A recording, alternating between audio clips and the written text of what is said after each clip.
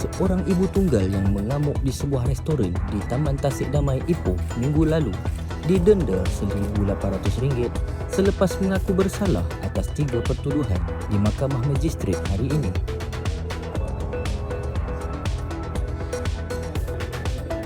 Tertuduh Nur Farahanin Soaid, 29 tahun, membuat pengakuan bersalah selepas pertuduhan dibacakan di hadapan 2 magistrat di 2 mahkamah berasingan.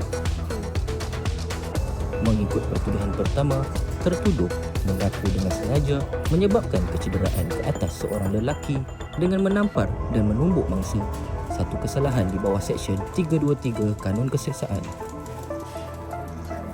Mahkamah menjatuhkan hukuman denda RM1,800 atau 2 bulan penjara jika gagal membayar denda. Dalam mahkamah berasingan, tertuduh turut mengaku bersalah menyebabkan kecederaan menggunakan senjata berbahaya iaitu garpu. Selain melakukan khianat dengan memecahkan 3 kaca penghadang makanan di restoran berkenaan.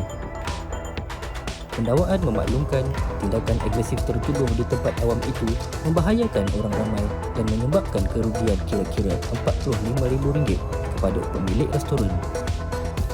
Mahkamah kemudian menjatuhkan hukuman denda RM6,000 bagi pertuduhan pertama dan RM4,000 bagi pertuduhan kedua, dengan hukuman penjara menanti jika gagal membayar denda.